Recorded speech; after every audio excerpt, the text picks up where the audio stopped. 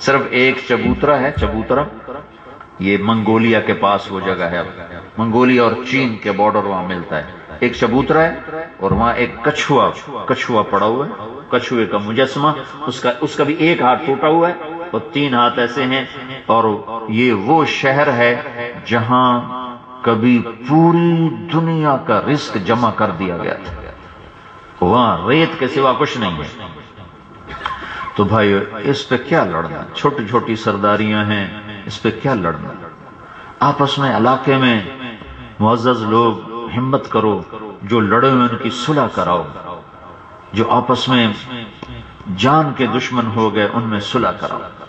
یہ سارا علاقہ کند کوٹ تک یہ ایسے ہی قبائلی لڑائیوں کا شکار ہے، کتنے ایک دوسرے کو ختم کر کے اور اللہ کو ناراض کر رہے ہیں۔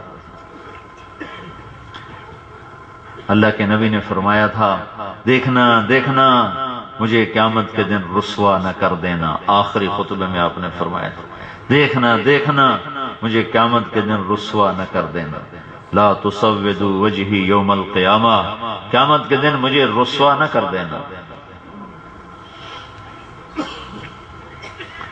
تو بھائیو اللہ سے بھی صلح کرو اور آپس میں بھی صلح کرو، آپس میں بھی پیار محبت سے رہو، اس مٹ جانے والی زندگی میں کچھ کرنے کے کام کر لیں، منفی کاموں کے لیے وقت ہی کہاں۔ تو میری یہ گزارش ہے آپ سارے بھائیوں سے، ایک تو آپ توبہ کرو اور اپنے اللہ سے صلح کرو۔ اگر آپ، توبہ کا مطلب معافی نہیں ہے، توبہ کا عجب خوبصورت مطلب ہے، توبہ کا مطلب ہے لوٹ آنا، واپس آ جانا۔ سبحان اللہ، اللہ کہہ رہا ہے میرے بندے واپس آ جا، توبو الی اللہ، آ جاؤ اللہ کی طرف، آ جاؤ اللہ کی طرف۔ پھر اس کا مرادی مطلب ہے معافی، معافی، بھائی میں اب گناہ نہیں کروں گا، اب تیری نافرمانی نہیں کروں گی، تو اس میں آ جاؤ اپنے اللہ کی طرف، آ جاؤ۔ تو آپ سارا یہاں معززین کا مجمع ہے، میں آپ کے سامنے ہاتھ جوڑتا ہوں، آج آپ اللہ سے بھی صلح کرو اور اپنے علاقے میں یہ کند کوٹ کشمور تک یہ قبائلی جنگیں ہیں، ان کی آپس میں صلح کراؤ، ان کی لڑائیاں ختم کراؤ۔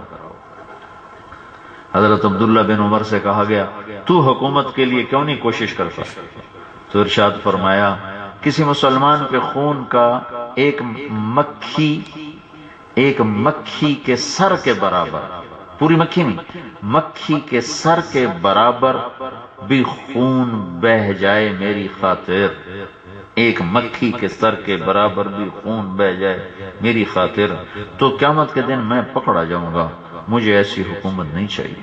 ایک مکھی، تو یہ ساری بیلٹ آپس میں اتنا الجھے ہوئے ہیں، کچھ پتہ نہیں بیچاروں کو کہ کتنے بڑے بادشاہ کے دربار میں یہ پہنچنے والے ہیں۔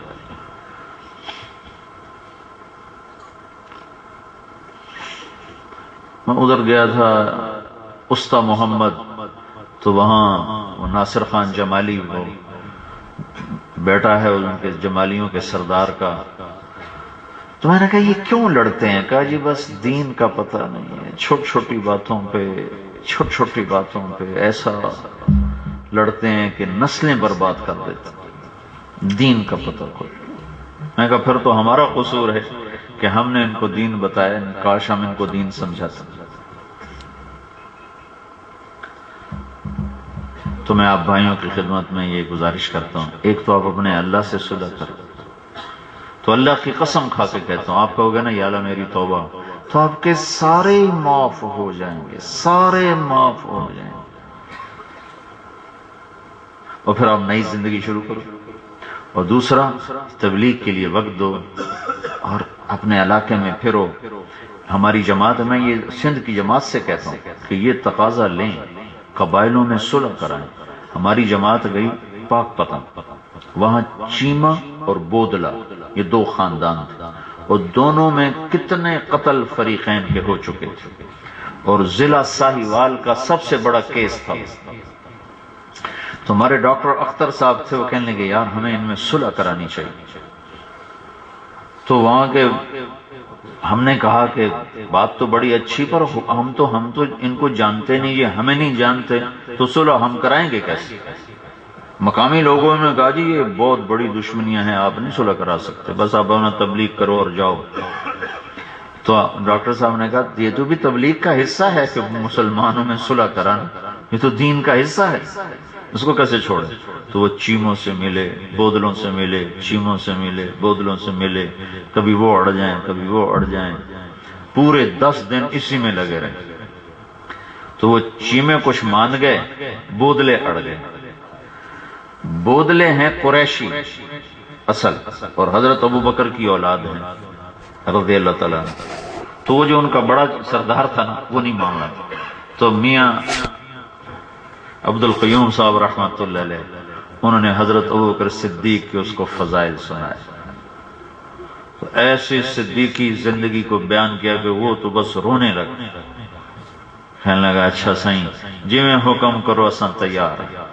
تو اللہ کے فضل سے ہم نے وہ صلح کرائی، پوری ضلع سائیوال کی انتظامیہ اکٹھی ہوئی، کیا پولیس اور کیا وہ یہ اس وقت ڈی سی ہوتے تھے، ڈی سی اور سورا پاک پتن تحصیل ہوتا تھا، تحصیل پاک پتن ضلع سائیوال کی ساری انتظامیہ اکٹھی ہوئی، بہت بڑی دعوت ہوئی، بہت بڑا کھانا ہوا، اور 2 فریقین میں ہم نے صلح کروائی اللہ کے فضل و کرم سے۔ اللہ تعالیٰ فرماتا ہے لا خیر فی کثیر من نجواہم الا من امر بصدقۃ او معروف او اصلاح بین الناس۔ جھگڑا انسانوں میں ہونا لازمی چیز ہے، یہ فطری چیز ہے، صلح کروانی چاہیے، ادھر کو بھی مناؤ ادھر والے کو مناؤ۔ میرا اللہ کہہ رہا ہے تمہارا صلح کروانا یہ میرے نزدیک سب سے محبوب ترین عمل ہے۔ بات یہی تو کہہ رہا ہوں، وہ یہی تو کہہ رہا ہوں، اور کیا کہہ رہا ہوں، یہی تو کہہ رہا ہوں۔ یہ مجھے ابھی بتایا دوستوں نے کہ بھائی شکارپور سے لے کر کندکوٹ تک سب یہی حال ہے۔ تو ہم اس لیے صرف تقریر کرنے نہیں آئے کہ میں آپ کو کہوں ہاں بھائی نماز پڑھو، اور میں تو آپ کے پاس پیغام لے کر آیا ہوں اللہ کے محبوب کا۔ میرے محبوب نے کتنے قبائلی جھگڑے ختم کرائے تھے، کتنی لڑائیاں ختم کرائی، اور پھر آخری حج کے موقع پر اپنے گھر کا قتل معاف کیا، سب سے پہلے اپنے تایا کے بیٹے کا قتل معاف کیا، تاکہ میں ایاس بن ربیعہ بن حارث بن عبد المطلب، ان کے تایا کا پوتا تھا ایاس، پوتے کو قتل کیا حزیل نے۔ تو آپ نے فرمایا میں اپنے اولاد اپنے خاندان کا خون معاف کرتا ہوں، حزیل کو معاف کرتا ہوں، آج کے بعد کوئی کسی پہ ہاتھ نہ اٹھائے گا، سب سے پہلے میں اپنے خاندان کا خون معاف کرتا ہوں۔ تو بھائیو بہت سنگین معاملہ ہے، توبہ کیے بغیر اگر یہ لوگ مر گئے تو اللہ کی قسم بہت بری طرح پکڑ جائیں۔ 2 آدمی سب سے خوفناک پکڑ کا شکار ہونے والے ہیں، 2 آدمی، ایک سود کھانے والا، ایک ناحق قتل کرنے والا۔ اگر یہ توبہ پر تو اللہ کفر معاف کر دیتا ہے، کفر شرک جو سب سے بڑا جرم ہے، اگر ہم نے ان سے توبہ کروا لی تو سب معاف ہو جائے، سب لوجد اللہ تواب الرحیم، سب معاف ہو جائے۔ بنو اسرائیل میں ایک شخص اس نے 99 قتل کیا، 99۔ اس کو خیال آیا میں توبہ کروں، تو ایک ان پڑھ کے پاس چلا گیا، کہنے لگا کیوں جی حضرت جی میں نے 99 قتل کیے ہیں، میری توبہ قبول ہے؟ وہ کہنے لگا بدبخت تیری توبہ، تو ایسا ظالم ہو ہی نہیں سکتی۔ وہ کہنے لگا پھر 100 تو پورے کروں، ٹھک اس بات پہ قتل کر دیا کہ 100 پورے کروں، کوئی وجہ نہیں۔ انہوں نے کہا اگر میری توبہ قبول نہیں ہے تو پھر 100 تو پورے کروں۔ پھر اس کو خیال آیا توبہ کروں، تو ایک عالم کے پاس گیا، حضرت جی 100 قتل ہو چکے، میری توبہ ہے؟ کہا بیٹا ضرور ہے، کیوں نہیں ہے، اللہ کی رحمت کا در کوئی اتنا تنگ ہے، ہاں لیکن ایک شرط ہے کہ توبہ پکی ہو، اور توبہ پکی ہونے کے لیے شرط ہے کہ صحبت اچھی ہو، بری صحبت میں بیٹھے گا پھر توڑ دے گا، تو لہٰذا ایسا کر اپنا شہر چھوڑ دے اور دوسرے شہر میں چلا جا، وہاں نیک لوگ رہتے ہیں۔ یہ ہے تبلیغ کا فلسفہ کہ چلہ لگاؤ، شکارپور چھوڑو، کندکوٹ چھوڑو، سکھر چھوڑو، اور کون سا شہر قریب ہے، رتو ڈیرو چھوڑو،